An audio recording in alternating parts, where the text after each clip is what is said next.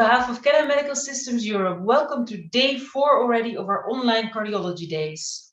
My name is Jonas Schuit, and I'm very pleased that we have again tonight a fantastic faculty ready for you. And today we were gonna discuss challenging cases in pediatric cardiology and congenital heart disease. And our panel will show you how they use imaging to unravel sometimes very complex underlying pathologies in these patients, while also taking care of safety and comfort in these patients who are often very young. It's my great honor to introduce the moderator and first speaker of tonight, Professor Di Salvo. Professor Di Salvo is a professor in congenital heart disease and pediatric cardiology at the University Hospital of Padua in Italy. And he has truly worked and trained all over the world, and he's one of the leading experts in the field. So, Professor Di Salvo, we're very honored to have you here tonight, and please, the evening is yours. Thank you very much, Joanna. It's a great pleasure for me to be here. And in the next few minutes, it's my pleasure to share with you our experience in challenges cases in pediatric cardiology and congenital heart disease. I would like to start with a very classic congenital heart disease, tetralogy of Fallot, which is the most common zoonotic congenital heart disease. It's about 7% of all congenital heart disease. The anatomic features of tetralogy of Fallot, as we all know, is the anterocephalic deviation of the outlet septum and the hypertrophied septoparietal trabeculation, those causing RVOT obstruction. And the other component are, of course, the malalignment VSD, aortic overriding, and RVH. All these components can be nicely seen by using ultrasound, by using echocardiography. This is a right oblique view from a subcostal view, where we can see all the components of the tetralogy of Fallot, and we can also clearly see how the ultrasound images are very close to the anatomic features. We can see indeed the large malalignment VSD, the anterocephalic deviation of the conal septum, the narrow RVOT, and the narrow main pulmonary artery. And another feature of tetralogy of Fallot is, of course, the aortic overriding. This should be judged again from subcostal views. This is a left oblique subcostal views, where we can see both the mitral and the tricuspid valve in short axis, the septum, and from these views, very similar to what is the anatomic spaceman, we can see the amount of overriding of the aorta. And this is a very rare case of tetralogy of Fallot and AVSD. As you can see from the parasternal long axis view, you can see that there is a superior bridging leaflet crossing the VSD. And this patient had some cyanotic spell, so we had to stent his RVOT in order to wait for the corrective surgery. AVSD is a deficiency of the structure that in the heart separated the atrial chamber from the ventricular chamber. And the phenotypic feature of the AVSD is the common atrioventricular junction. Indeed, AVSD have been classified in many ways. We all agree about the complete form and the partial form. There is a lot of discussion and confusion about the intermediate and the transitional forms. But beside of this, regardless of any classification, again, the common feature in all forms of AVSD is that the AV junction is common. So we have a common AV valve annulus. And again, echocardiography in newborns and in infancy from subcostal view can give us spectacular images very similar to the anatomic features. And indeed, we can see moving structure. So it's an in vivo anatomy that we can clearly see. Here you can see from the left oblique view, subcostal view, so we can see very well the common valve, the superior bridging leaflet, and all the component of the common AV valve. And again, very similar to the pathology spacement, like the apical four-chamber view, where we can see the common AV valve, the inlet VSD, and large ostium primum ASD defect. when we discuss about AVSD, it's always important when we discuss with our surgeon to refer to the Rastelli classification. Rastelli classification describes how the superior bridging leaflet is divided. And to do that, we need to see the superior bridging leaflet on echocardiography. For this reason, we have to judge the superior bridging leaflet and to classify it according to the Rastelli classification when we see the aorta. So in this way, we can be sure that we are looking at the superior bridging leaflet. Very often, we are not sure about the superior bridging leaflet. And this classification has a lot of implication from a surgical point of view.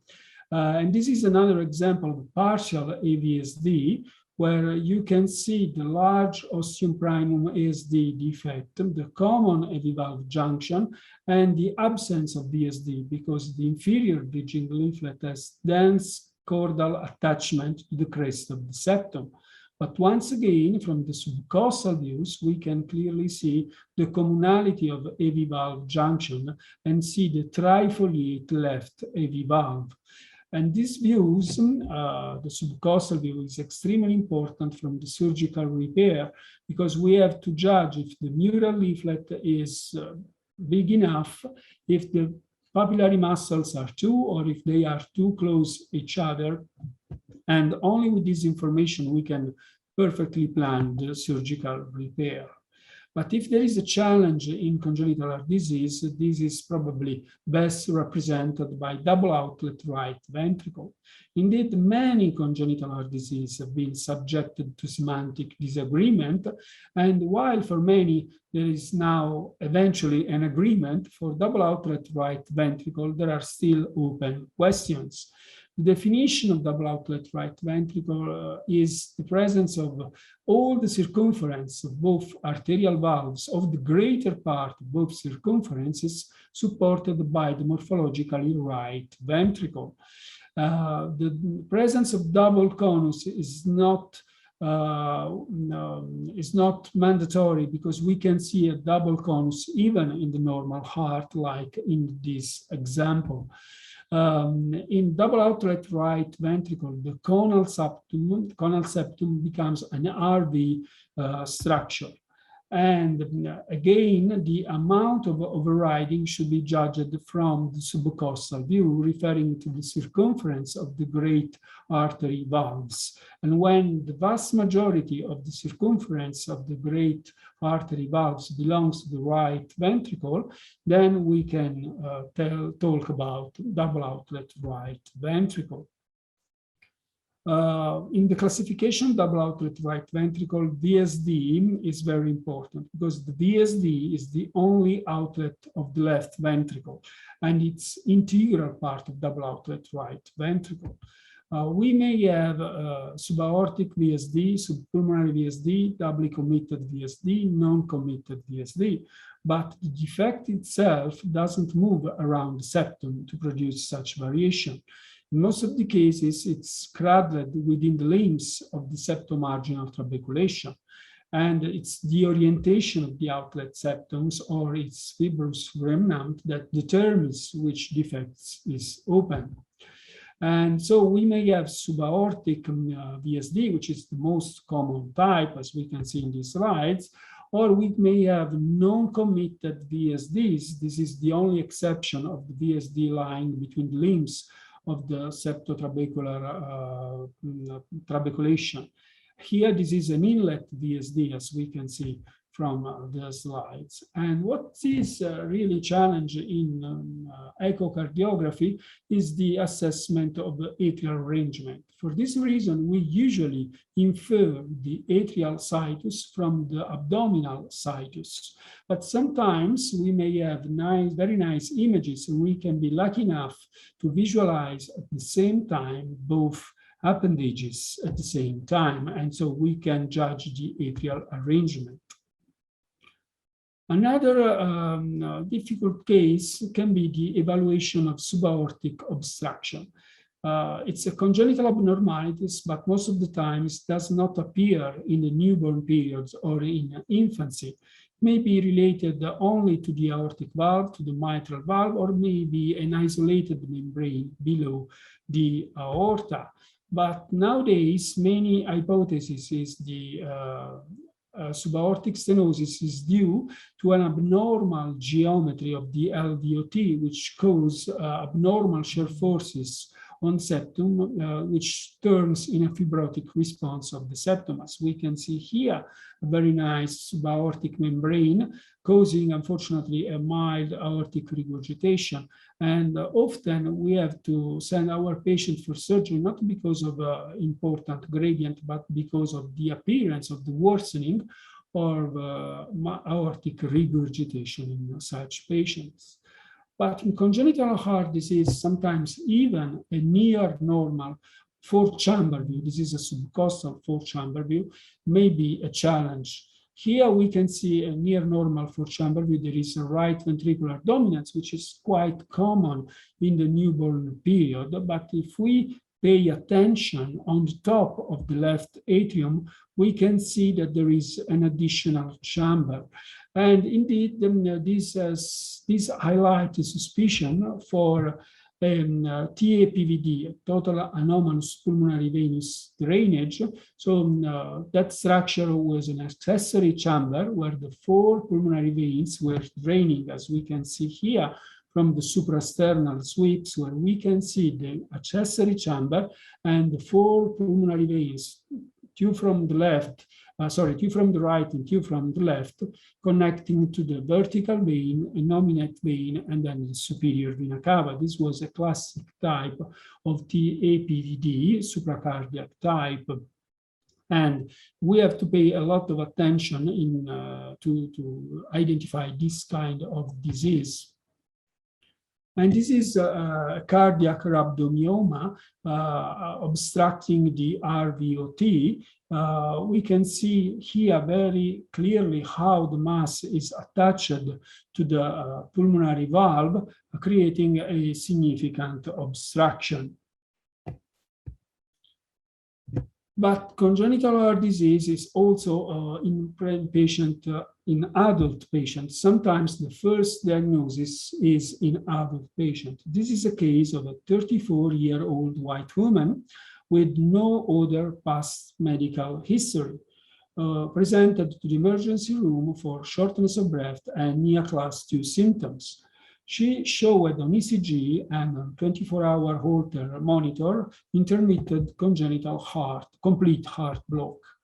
And chest X-ray demonstrated an abnormally straight upper cardiac silhouette, as you can see. And the echo showed that below the morphologically left atrium, there was a morphologically right ventricle connected to the aorta. So there was a double discordance, which is the CC, what we call it CCTGA, congenitally corrected transposition of the great artery, which in absence of other associated anomalies not infrequently may remain unrecognized until adulthood. And the most important and definitive diagnostic test for CCTGA diagnosis is a meticulous echocardiogram with close attention to the morphological feature of the right and left ventricle. In CCTGA is often present an epstenoid tricuspid valve. What is the difference between epstenoid and Epstein valve? In the epstenoid valve, there is no or very little, if any, atrialization of the RV free wall. And this is a feature to separate epstenoid from Epstein tricuspid valve. But not only structural heart disease, in children, we may have also important dilated cardiomyopathy, like in this case with a very dramatic exordium in the first month of life. We can see dilated cardiomyopathy with severely hypokinetic ventricle. And in this situation, it's very important for management, follow-up, and decision-making to quantify volumes, to quantify ejection fraction, and even to have additional information like global longitudinal strain. This can nowadays be done by using automatic software, which allows this sophisticated analysis in a very short time, giving us the possibility to have all the information we want in a very short time, and most of all in an accurate way and reproducible way. Here we have the volumes, the ejection fraction measured on the biplane Simpson, so from 4-chamber and 2-chamber, and we have all the information related to global longitudinal strain, which is now mandatory also for congenital heart disease according to the guidelines for recommendation in echocardiography. And in children, it's very frequently very important to do our measurement in a fast way, because very frequently we are dealing with crying babies. Of course, they are sick children, so we need to be fast, but at the same time, we need to be accurate. And in this regard, it's very important to have tools and softwares that can do quantification automatically in an accurate way, in a reproducible way, and in a fast way. And in this regards, technology is coming to help us. So, and I come to my conclusions. Echo represents the non-invasive tool most commonly used in pediatric cardiology. It enables the definition of both morphological and functional findings in congenital heart disease as completely as possible in almost all the cases. Automatic quantification improves accuracy and reproducibility, making workflow faster. Thank you very much for your attention. And now it's my great pleasure to introduce you Professor Klaus Kofoed, who is the Director of Cardiac Research Unit at Rigshospitalet in Copenhagen, Denmark.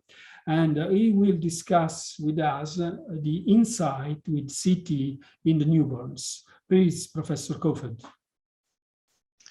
Thank you very much, Dr. DeSalvo. It's a pleasure to be here. It's fair to say that CT is the new kid on the block in terms of pediatric cardiology, and obviously echocardiography and clinical assessment is the key to any evaluation of newborns or infants with suspected cardiac problems. Just to set the scene, this is a paper that was performed by the group here at our pediatric group here, or cardiology group here, and there's good news in this field, of course, and that's the number of annual cases have been declining in Denmark from 1996 and 2013. But still, we do have 400 to 500 annual new cases of congenital heart disease, which needs attention. And within the last 5 years, it's been our great pleasure to work in this field of seeing if CT actually is of any value in patients with congenital heart disease. Obviously, if you intend to do CT in children, there is also this balance of risk and benefit. Of course, the risk is that you give some radiation. And of course, when you do the CT, most of the very small infants, we do that in general anesthesia. So of course, there is a procedural risk. On the upside, of course, is that if you provide important and crucial information, especially in children that need surgery, that may be life-saving, and on the long term, this might improve the quality of life of these sometimes critically ill patients. We are not the only ones that try to see what the CT might contribute to, and I can and urge you or encourage you to look up some of these recent or maybe not that recent suggestions on how why you should do CT in congenital heart disease. It actually requires quite a lot of people to do this appropriately, and I've just listed what we would be suggesting that you should involve in this type of activity, because of course the specific question that's in hand when you consider doing CT on infants, that must be very closely discussed with any of the listed specialists here. And of course, the CT team must be very experienced so that whenever you consider doing this, the hit rate, the likelihood of you being successful when you do the procedure is optimal. And we've developed this team effort, and now it's very rare that our CTs in the infants are not conclusive. We do about between 8 and 10 patients a month. Most of them are, well, 1 to 2 days and up to 18 years. Most of them are around, well, less than 1 year. And the everyday CT team consists of a CT specialist, cardiac CT specialist, that's me. We have a kind of CT radiographer, and of course a pediatric CT radiologist that's assisting, or not assisting, but actually making sure that everything is actually reasonably described, because we just of course not only focus on the heart when we do these important tests. Patient preparation, well, it of course obviously is very dependent on the clinical scenario and what is possible for the patient. But if possible, we give propranolol to slightly reduce the heart rate, because that's helpful in some cases. Most of the pediatric cases, we actually don't do it, because as it turns out, we are even successful at very high rates. And the smaller the infant, the more likely we would need the general anesthesia. The contrast protocol can be different. Most of the cases we do manual contrast injection, and it's very important that we try to have full contrast or pacification on both sides of the left and the right and the left side of the chambers, so that we can provide information on all of the vasculature structures of the chest. The CT acquisition can be of different type. You can do prospective at a fixed level, or you can do full RR cycle, which is what we mostly do. We mostly actually do 2 cycles, because then that allows you to have a initial right side of pacification and a later left side and possible recirculated vein visualization. But each patient, each infant is individually assessed how the protocol should be. And so this is why you cannot kind of one size fits all protocol. You need to be very individualized in your approach to this.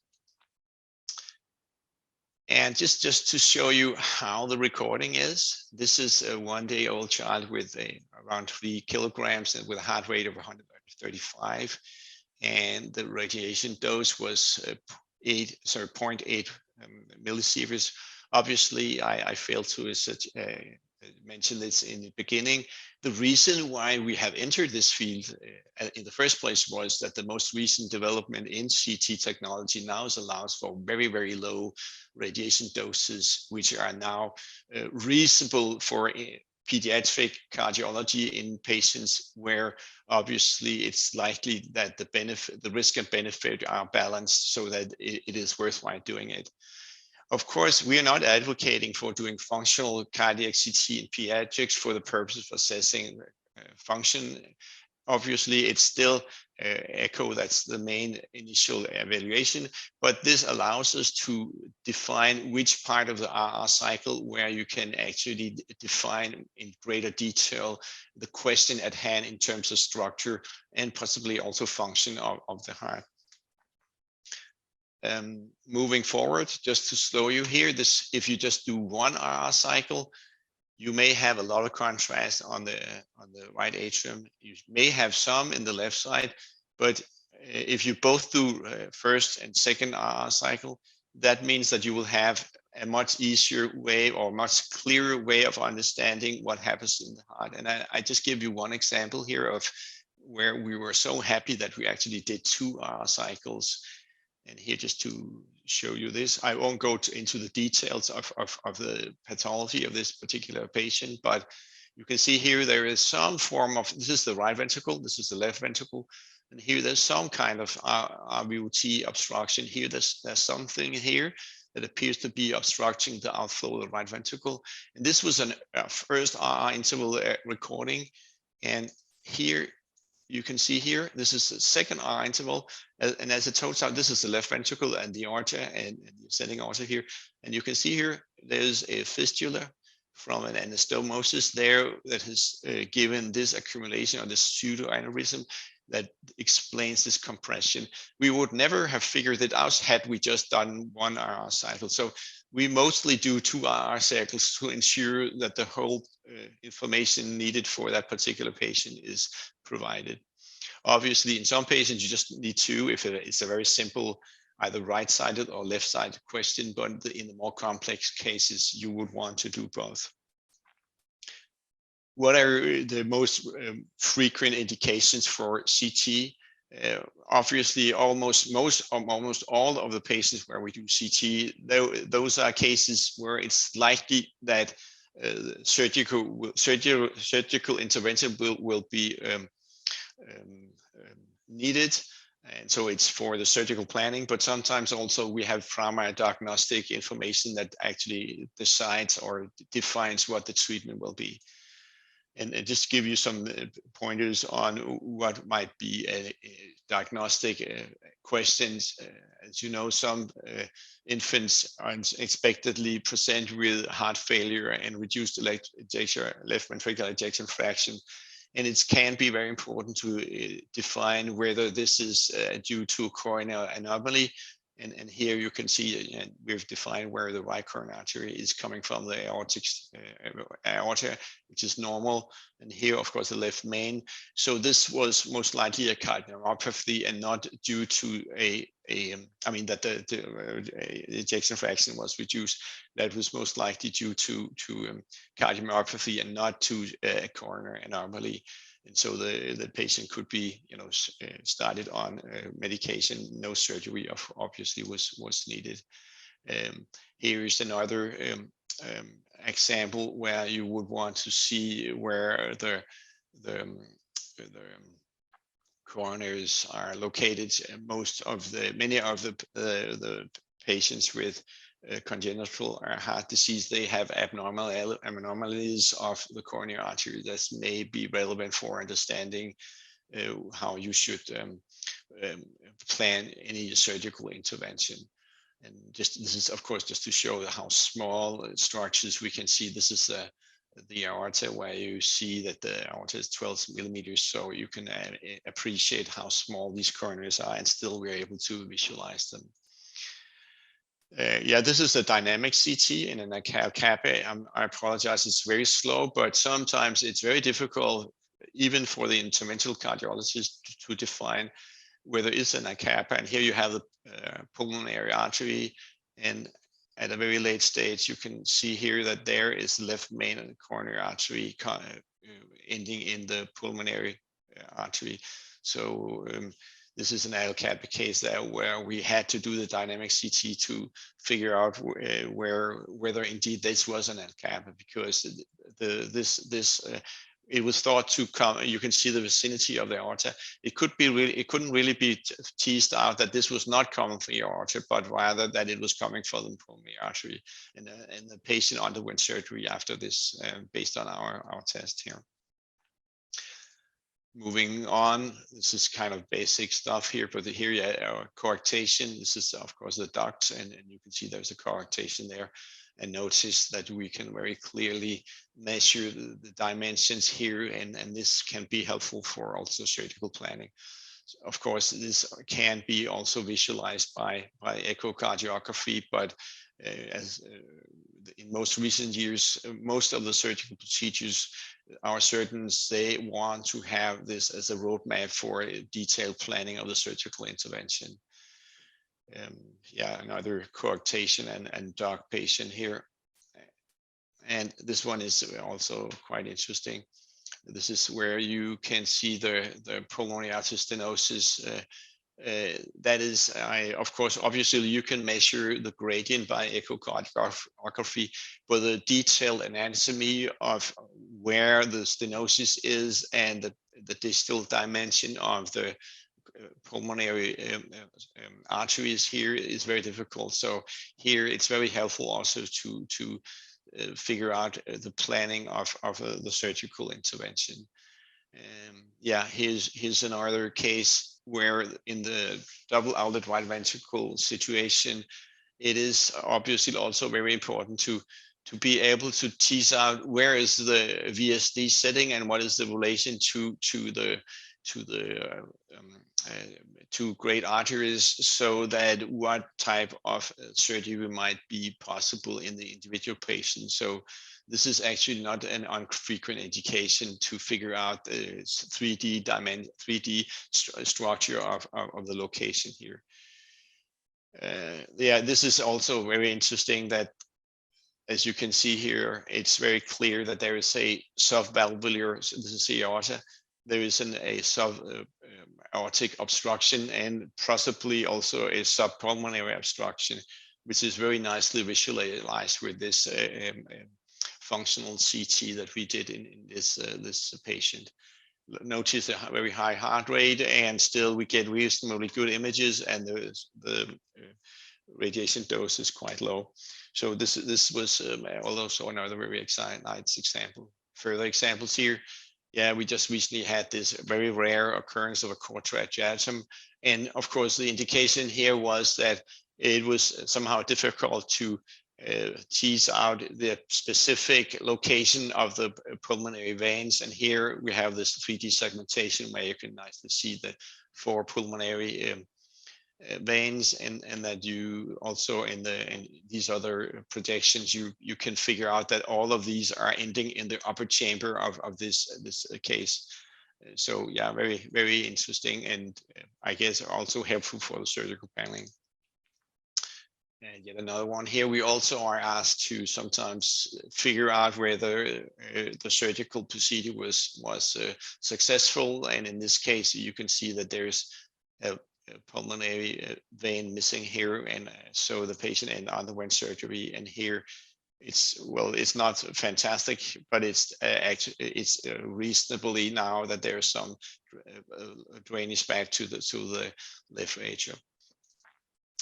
So the take-home message here is that cardiac CT imaging in neonates and children requires a dedicated team of specialists ensuring maximal patient and procedural and radiation safety with an appropriate level of diagnostic image quality. Having said that, once you get the hang of it, it's very unlikely that you will have a non-diagnostic test. You do need a large volume of patients to have this level of experience and quality. But I do think that congenital cardiac CT will most likely expand in the future following further development of CT technology. Yeah, thank you very much for your attention. Thank you very much, Professor Kufeld. Great presentation. I'm sure there will be a lot of questions because CT is the new kids of the blocks, as you said, and there is a lot of curiosity and interest on CT in pediatrics and congenital heart disease. And now it's my great pleasure to introduce you Professor Dana Jansen, Director of the Pediatric Cardiac Catheterization Laboratory at Monroe Carrel Junior Children's Hospital at Vanderbilt, Nashville, Tennessee. Please, Professor Jansen. Thank you. Today, I would like to share our experience with high definition angiography and in congenital heart disease, and to show how it is beneficial in these patients. So the first question is, why do we need high definition angiography for interventions? And I think this picture shows why we need that. Details matter to us. Details matter to our patients, and we need precision for complex interventions in patients from 700 grams all the way up to 150 kilograms. Our lab opened in April of 2020. That's when we got the new Canon lab. It's the newest of 3 labs, and we do around 900 congenital and pediatric cases per year with about 250 EP procedures. Goals for today is that I'll share some images where we found HD was very helpful, and compare those to some other images that were done in our old lab, and also just to remind you to take advantage of this tool. This is a first example of a deployment of a Edwards valve in a patient. It's a valve-in-valve procedure. As most of you are aware, what we want to do is we want to place the distal end of that valve right at the crown of the previous valve. The valve will foreshorten from the bottom up. And to know you'll have accurate valve position, you want to keep that distal end right next to the crown. This is in a standard view, and this next view is in high definition with a similar size patient. And now you can very easily see where the distal end of that valve is and the crowns of the pre-existing valve, and how the proximal end foreshortens. This is a lateral or an AP view of the same patient. And again, you can see how we can line up the distal ends of the valve so that we know we're going to have good valve position. This is a slightly different patient and a different reason that we find that high definition is very helpful. This is a patient with heterotaxy, and I'm not sure why it's not playing there. Heterotaxy with pulmonary vein stenosis, status post Fontan, and has pulmonary vein stents in place. These are regular angiograms on our Canon system. And you can see that there is a well-placed stent in that vein. There is some stenosis, and so we're actually going retrograde across the aortic valve and the AV valve to get into this. It's hard to see what is happening to that stent when we inflate it, but as we go to the next view, it shows a high definition inflation in the opposite stent in the left pulmonary vein. And you can see very well how that stent foreshortens. This is a larger balloon. The other thing you can see is that we're not interfering at all with that other stent. And then angiographically, it's wide open afterwards with much better flow and a lower Fontan pressure in this patient. This next one shows another example of why high definition angiography is beneficial. You see, this is a patient with stenosis of a left lower pulmonary vein stent, and here's a still frame of that. What you can actually see is there are two different branches coming off of that left lower pulmonary vein, and there's stenosis of at least one of those branches. And we found that high definition was very helpful in stent placement here, so that we could relieve the distal stenosis as well as the in-stent stenosis.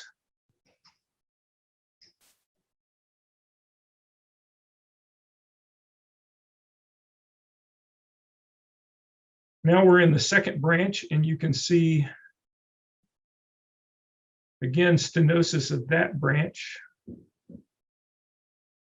Now we have another stent in position with deployment under high definition.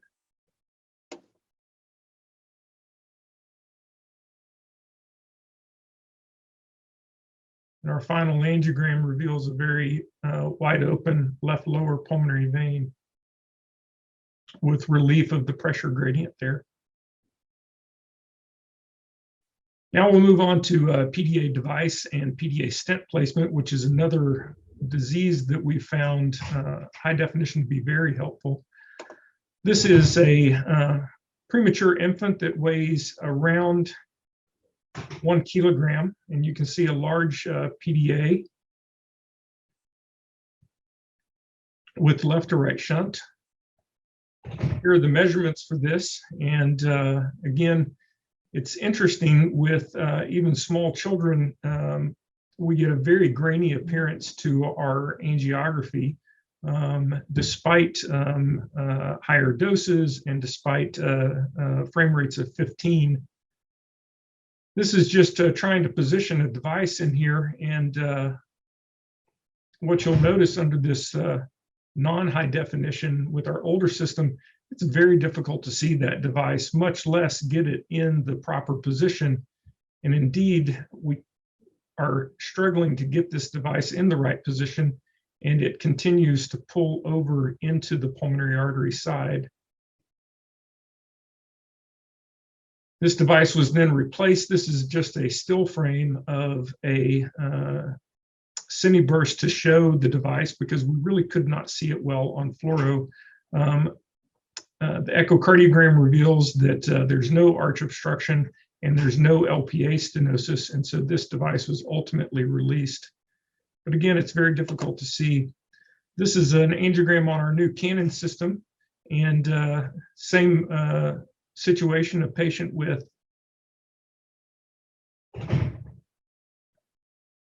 a small, moderate-sized PDA in 1 kilogram. This is the device in high definition. We can see it very well. This is just under fluoro record at about, I think, 3 pulses. And what you can see is the device stays in nice position as it's released, and it takes the appropriate 10 and 2 position for that device when it's released. This is another patient that weighs 700 grams, and you can see device deployment of the device in the PDA. This is an angiogram taken afterwards to make sure the left pulmonary artery is unobstructed, and this device is well positioned within the ductus. And then high definition release of that device to assure that the device does not move. And again, you have a good 10 and 2 position of that device. This is a more standard PDA. This is a patient that is 12 months old, and you can see that the ductal ampulla measures 3.6 and it narrows down to about 1.6. This is a perfect case for a standard release coil. And here is a MRI coil in position, and it's going to be free released. And ultimate position of that coil under high definition fluoro, you can definitely see that there is 1 loop or a half a loop on the pulmonary artery side, and the remainder is in the PDA with complete closure. Shifting gears, this is a patient with pulmonary atresia and requires ductal stent.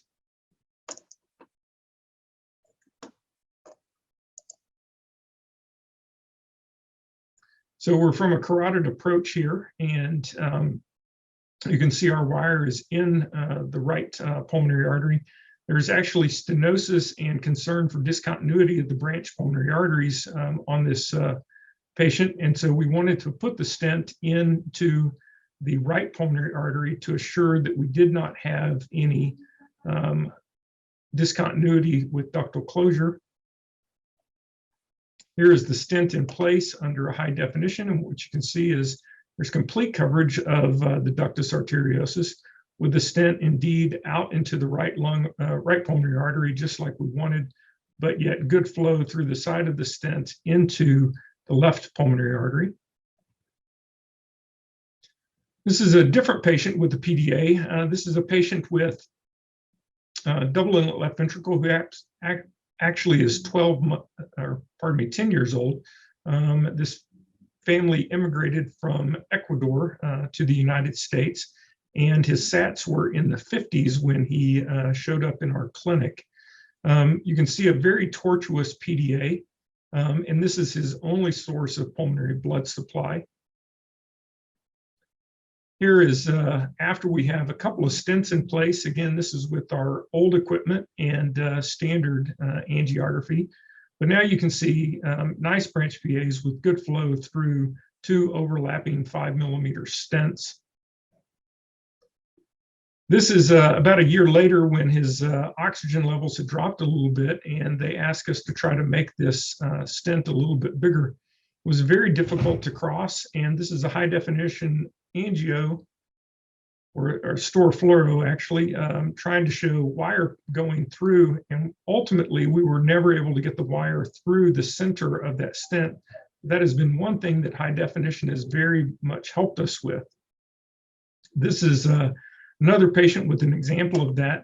This is another patient with pulmonary atresia with a reverse oriented ductus, and there is stenosis of this previously placed stent at the aortic end that you can see on AP and see a little bit on lateral. This is an angiogram or a still frame actually showing what looks like good wire position in high def on the AP view. However, on the lateral view, you get a sense that maybe we're through a tine on the posterior aspect of that stent. And indeed, as we take an angiogram, you can see that we are through one of the tines on the posterior aspect of that stent. So we do not want to try to push a new stent across there.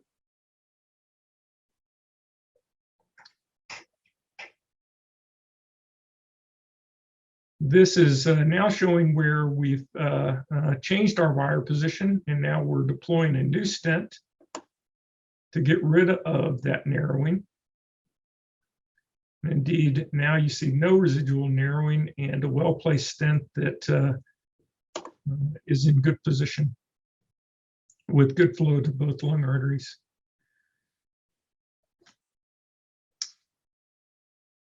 In summary, these are just a few examples of high definition angiography in premature infants and older children as well. High definition gives us a lot of resources to get exact placement of devices in very small children. It also helps us cross the center of a stent, whether it's an RVOT stent or a PDA stent or stents in pulmonary veins or in the branch pulmonary arteries, assuring that we don't go through a side tine, which can lead to weakening of that stent and a poor outcome. Resolution is added for these procedures without increasing the radiation dose, which is, as was mentioned earlier with CT, that's very important for these patients who are going to have multiple procedures over their lifetime. Thank you for your time. Thank you very much, Professor Jansen. Excellent presentation and really beautiful images with this very high definition, very impressive images. So I thank all the speakers, and I think we had some questions from our audience, and I still encourage people if to put their question on the Q&A. We will be more than happy to discuss with them. So I will start with the first question, who is for Professor Klaus Kuffed. Which scanning mode, HRCT or normal study mode, will be better for acquiring images in pediatric CT, considering radiation dose? And if not HRCT, then what slide thickness would you recommend? Thank you for this technical question. I guess the very simple answer is you need as small a slide thickness as your scanner can provide. If you call that HRCT or whatever, that's not really important. I can just tell you that our routine is that we go for the lowest size thickness, and that's 0.5. So all of our images are always 0.5. And the reason for that is, of course, that you never really know what to expect in these complex cases. So you want to have the highest possible spatial resolution, and B, at least with our current equipment, it doesn't really make that much difference in terms of radiation dose, as long as your protocol is kind of standardized for pediatric cases and you ensure that the planning is focused on what the question is. We don't have any issues with the radiation when we do our tests, but this is very much dependent on what kind of equipment you have. And so I can't really give a general comment on this except for what I already said. Thank you very much. Then we have another question. Based on your expertise, having such marvelous quality of ultrasound images of the heart, what is the most common reason for starting cardiac CT? So maybe I can start with the answer and then you can comment on that. Of course, yes, in babies, in newborns, we have by echo very good images of the heart, but for extracardiac anatomy, very often it's not so clear. And so if you want to see peripheral vessels, if you want to see coronaries, we may need additional information from CT. And of course, in complex congenital heart disease like double outlet right ventricle, in the planning of surgery, it's very important to have additional information from CT. Also to have, for our surgeon, they like very much to have a kind of 3D printing of the heart after CT to plan surgery. So yes, echo gives us a lot of information, but sometimes we need details to better plan intervention, to better plan surgery. And for peripheral vessel, collaterals, extracardiac anatomy, or complex congenital heart disease, CT can be a very good, an excellent answer. So if you want to comment on that, please. No, Dr. Salvo, I would completely agree with your response here. I think that, just to repeat myself, as I stated in my presentation, all children always needs an echo first, and that is kind of the main method for diagnosing and possibly monitoring the development of any pediatric cardiology lesion. When we are required to do CT, it's most of the cases are already in, so to speak, the pipeline for planning surgery. Some of them are, as you suggest, if there is some mainly on clarity about either coronaries, or you could state it extracardial, meaning the great vessels or veins in the chest. That's kind of where, and I guess all of us that are doing echo also will appreciate that there it becomes sometimes difficult, and CT has proven really, really helpful in these kind of difficult cases. So obviously CT is only for a subgroup of pediatric cardiology patients. Yeah. Thank you very much. There is a question for Professor Jansen. What is the youngest child that you can do pulmonary venous stenting? So I don't know that there is a specific age range that we would say. We've done it down to about 5 kilograms, I believe. And it all depends on the patient. We've been fairly aggressive with our isolated pulmonary vein stenosis that we find in our, especially our premature infants that can develop those. We found that balloon angioplasty alone is often not effective, even when you're using cutting balloons or drug-eluting balloons. We've found that being aggressive with pulmonary vein stents, usually with a drug-eluting stent, is the only thing that will keep those open and often get patients out of the hospital and improve their pulmonary hypertension. But I think you can do this, in very small infants, again, as long as you have a pulmonary vein that will accept a stent that probably needs to be at least 3.5 millimeters when it starts. Otherwise, I think anything smaller than that will most likely occlude over time. Thank you very much. Another question about PDA, percutaneous PDA closure in premature babies. Which kind of, in your experience, which kind of complication we may have with this approach? Is there, what is the smallest child who in your experience, who underwent percutaneous closure of the PDA?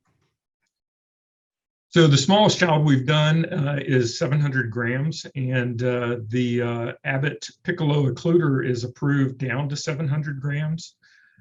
Complications are numerous, as you can imagine.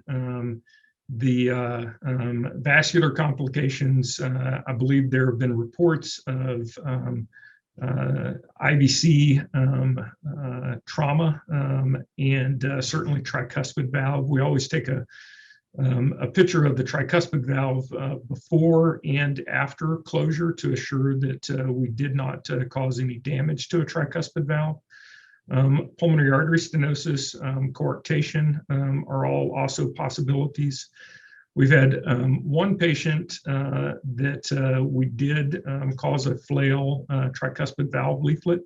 That patient ultimately did fine, and the valve scarred down, and the regurgitation was less by the time the patient left the hospital. And so she has not required any further interventions. We had one patient that developed a coarctation that we felt was not device related. It was simply a normal coarctation.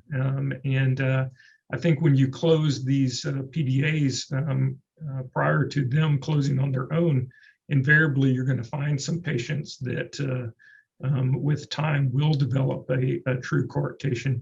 That patient did well and ultimately had end-to-end repair when they were closer to 3 kilograms. Whereas we closed the PDA when they were 1.2 kilograms, and there really would not have been an option. Certainly device embolization can happen as well. That's one of the reasons I really like the high definition, because it really helps you feel much more comfortable about where that device is and knowing that that device is going to stay right where you want it to. Thank you. Another question. You showed very beautiful images with high definition angiography for percutaneous closure, PDA percutaneous closure. Do you need the echo in the cath lab for this, or?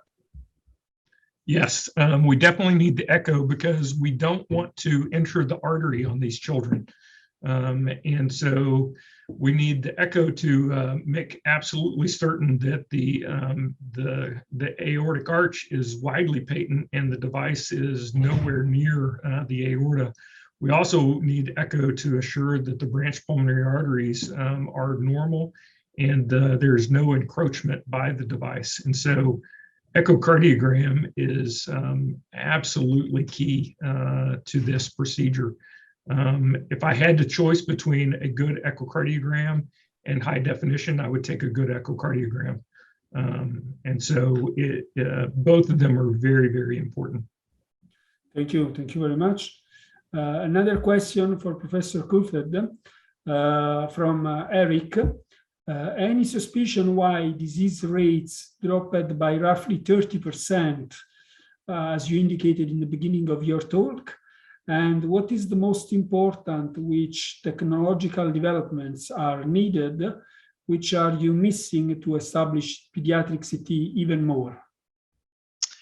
Yeah, well, the first one is easy, or at least that's what's speculated in the paper my colleagues did, and that is at least in Denmark, the prenatal diagnostic procedures where you pick up many of the congenital heart disease defects that is not that really complex. That is the one. This is one of the reasons, or they think that is one of the reasons why we see a lower rate of live birth with preserved we're still having these congenital heart disease problems.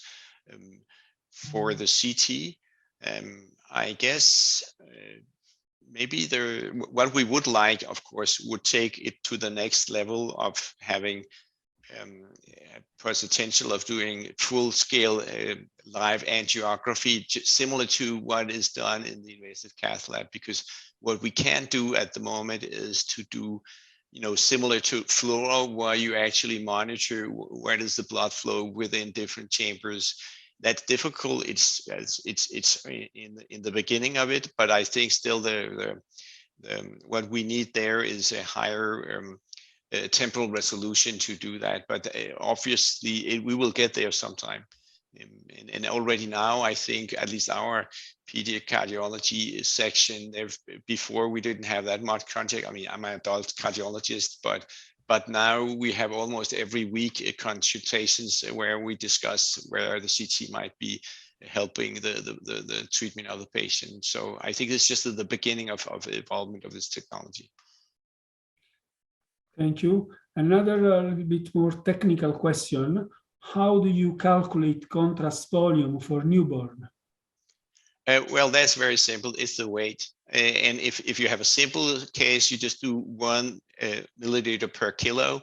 If it's more complex, if you have intracardiac shunts and you want a pacification of the whole vascular system, both right and left, then you go 2 milliliters per kilo. And it's very simple. And it always works, yeah.